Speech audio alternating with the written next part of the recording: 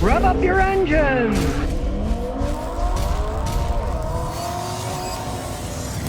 Well, the geniuses of Stellantis have finally admitted that they went too far with their Wagoneer pricing. You know, they're having a heck of a time selling Jeeps. I went by a dealer the other day here in Clarksville, and I just saw Jeeps. Not only were they parked on the lot, they were parked next door on the hill because they ran out of space to park the stupid things because nobody's buying them. The top Wagoneer, the most expensive one, went for over $90,000. That's insanity. They're saying, oh, we went too far. They're still too far. Get this. The Grand Wagoneer this year got a $7,000 price cut. So now they only start at $86,945. They're still way too expensive, especially the lack of quality that they have. But I mean, my God. And then on the lower trims, they lowered the price as much as $4,000. It's still way too much money for those things. And they say, you know, they're trying to change trim levels and stuff. I mean, listen to the nonsense that comes out of these guys' mouths. There are some things that are locked away in previous strategies that made really cool stuff you're looking for too hard to get.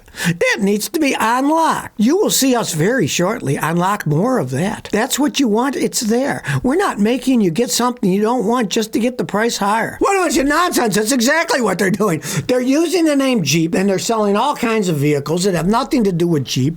And a lot of Jeeps now are made, guess what, in Italy. Oh, yeah, they're really good at making Jeeps in Italy. They're rolling piles of junk. Those are the worst Jeeps that they ever made. Yeah. Oh, we went too far. I'll tell you what. You certainly didn't go far enough in lowering the prices of them. They're still expensive pieces of junk.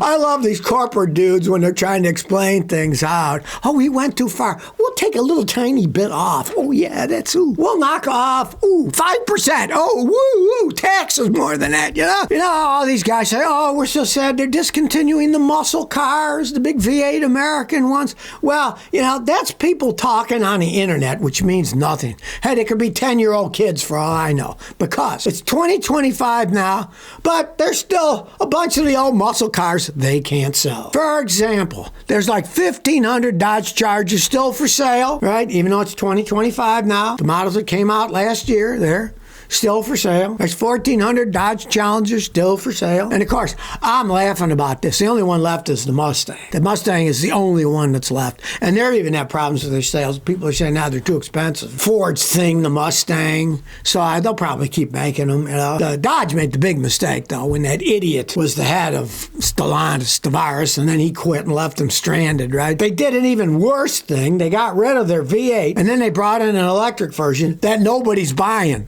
At a really high price. That's not the type of people that want those cars. Sure, there's only a certain amount of people that are actually going to buy muscle cars. All the kids talk, I want this, but they don't actually buy them. And they knew that was the last year. And generally, the ones that it's the last year, some fools will go out there. It's a collector's item. I'm going to buy it. It's going to be worth a whole bunch of money, blah, blah, blah. No, people, they really aren't. They're still mass-produced vehicles.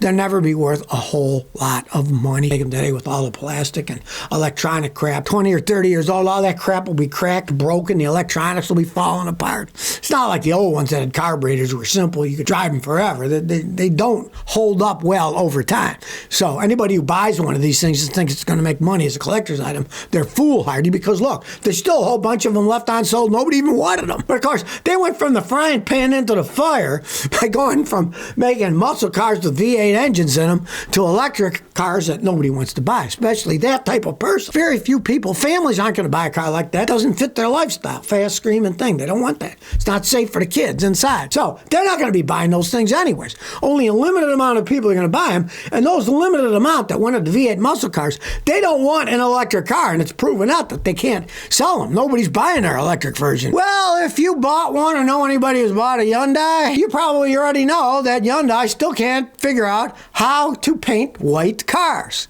The paint fading and chipping off. Now, they're not the only ones. There are multiple automakers that really can't keep up with learning how to make white paint so it doesn't chip or fade. I've seen Hondas. I've seen Chevrolets. There's all kinds of them out there. Now, a lot of the problem has to do with one thing. Ages ago, the paint was all oil-based paint. Oil-based, when it dries, it's on there, nice, sticks on, and it doesn't generally flake off. I've got a Lexus that's 25 years old. The paint still looks brand new. I mean, they knew how to paint cars, right? I take care of it, but still, they know how to paint it. Well, when they went to water-based paints, they've had problems with the stuff staying on. It's water-based.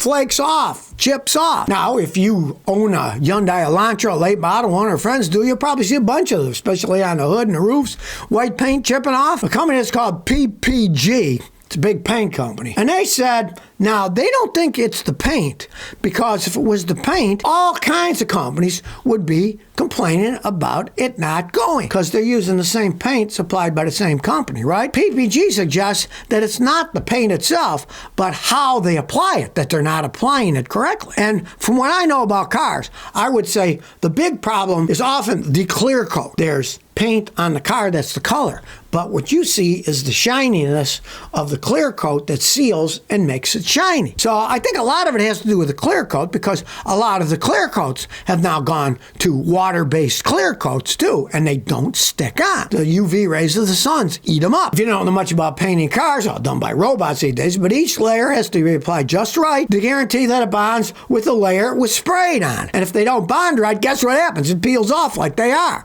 And for some reason, it's white that seems to do it the most. We all know everyone's cheap these days, so white can be challenging because the manufacturers want to use the least amount of paint possible to save money, but they're painting a dark metal, and if it's not painted right, it's easy to see. You got white that chips off, there's darkness under it. And there's so many white cars out there these days. Check it out, a lot of fleet cars are all white, right? They ought to get their acts together at the companies that are having problems, like Honda and Chevrolet. They're obviously cutting costs more, and they're having problems with the paint. Now, here's why you should do a little research before you buy a car. Jorge Lozano sent me an email. He said, Scotty, I got a 2008 Mazda CX-9. It overheated, took it to a mechanic. He says the water pump is damaged, has to be replaced.